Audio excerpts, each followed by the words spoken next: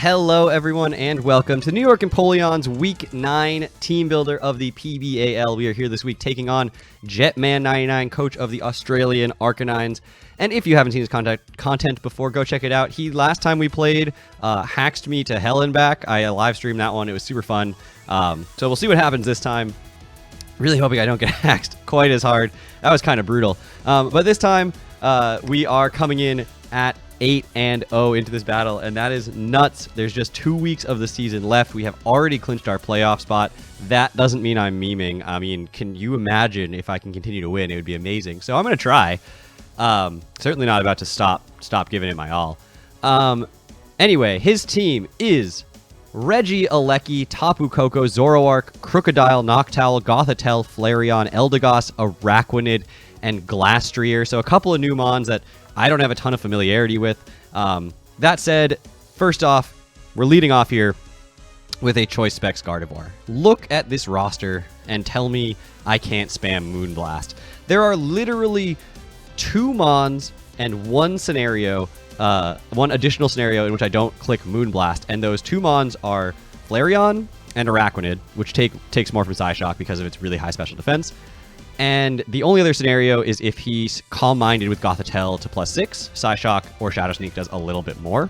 And yes, we are a timid nature, minus attack nature, with Shadow Sneak because Regieleki's a problem. And if he goes with like a Sash Regieleki and it just like kills everything, I just need something to be able to handle it. The likelihood of me killing Shadow Sneak is incredibly low because it does let the Gothitelle just set up in front of me if it's still alive. So I really have to be like in a pickle in order to click Shadow Sneak, but it's there for the Koko or the Regieleki, or like Scarf Zoroark or something that's just barely survives an attack, and that'll take it out. So that's what we're looking at.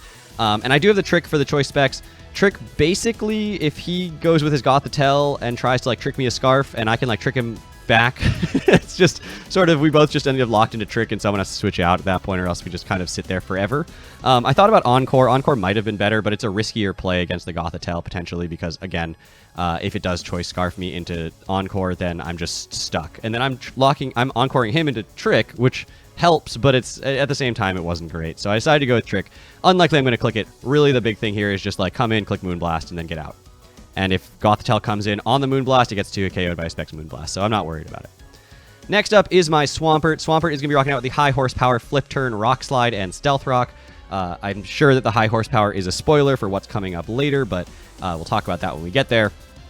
Flip Turn is really useful here. Honestly, I really wanted to use like a bulk up Swampert this week, and I think against all of the team it's really good, but Gothitelle, I need Flip Turn for it. Otherwise, I become setup fodder for Gothitelle, and then it's just like Grass Knots or Energy Balls or whatever grass move it gets, and then I'm sad, and then it's at +6 and I die. So I have to have Flip Turn in order to stop the Gothitelle from just killing me outright. Everything else is pretty standard on this, though. I am rocking the Rindo Berry just to be able to take like a Grass Knot from the Tapu Koko and be able to kill it back, or some random grass coverage somewhere that I'm sure he's going to be rocking out with to try to catch this Swampert.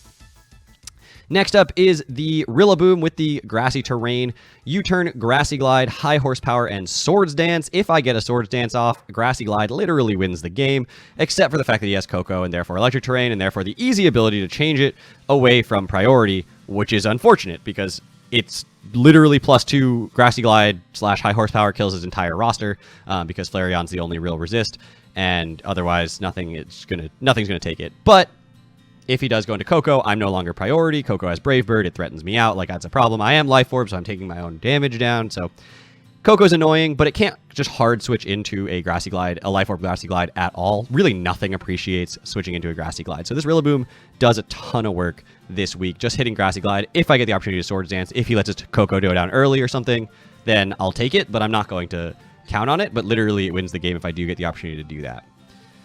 Next up is my Nighthill Ego, still sitting at 13 kills, 2 weeks left. Toxic Spike, Sludge Wave, Power Gem knockoff this week. T-Spikes are really good here if I can get them up, and it's hard. It is very difficult to get them up because this battle generally plays itself very offensively, and so taking a turn to set up T-Spikes lets in something like, say, the Gothitelle. That could be super frustrating. So I am Shed Shell, just to not have to be stuck in against the Gothitelle. Like, that is honestly the biggest problem for me. But T-Spikes is super useful if I can get it up. and hopefully will allow me to just be able to break through things later on in the game. The next mon is my Dragopole, which this week is sub Dragon Dance with the leftovers. If I get Grassy Terrain Recovery as well, this thing is going to be an absolute menace to deal with. And of course, it's D-Dance with Dragon Darts and Phantom Force. Phantom Force helps with the Toxic Spikes because it gets an extra turn of poison in addition to getting the big damage and evading the attack and getting leftovers recovery. The Dragon Darts is just amazing for breaking through his team. It really doesn't have a great resist to it. Coco, yes, can come in on the Dragon Darts, doesn't want to take a Phantom Force, and I outspeed it. And with the Dragon Dance, I outspeed Regieleki at +1 and can outspeed any Scarfers that he's got. So the one thing I really have to watch out for here is like a Sucker Punch Zoroark or Scarf Crook being able to hit me before I get off the Dragon Dance, and that's definitely something I should be paying attention to. But other than that, this thing just does a ton of work and hopefully is able to just put in, you know, an absolute amount of work before it goes down, which it might, but it's just hopefully going to break his team through and be able to put me in a really good position.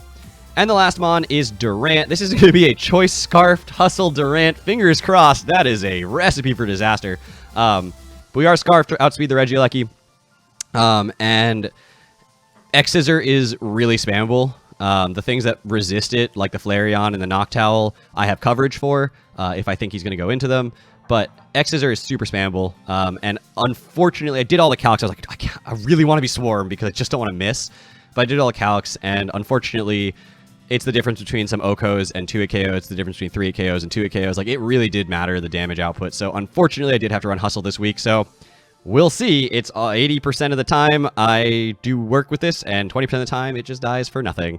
Welcome to using Durant. It's an exciting experience. But anyway, I will see you guys all back here tomorrow with that battle. Take care, everybody.